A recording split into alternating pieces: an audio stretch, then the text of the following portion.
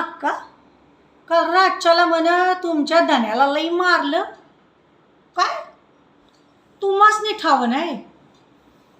अहो तुमच्या घरामोरच तर मारलं की. तुम्हाला कोणाला जाग कशी नाही आली? आखरीतच म्हणायचं. आता त्यो तुम्हासनी नांदवत नसला तरी शेवटी कुकवाचा धनी आहे त्यो. उद्या त्याचं काही बरं वाईट झालं तर गळ्यात डोरलं बी राहायचं नाही, कपाळाला कुकू बी नाही.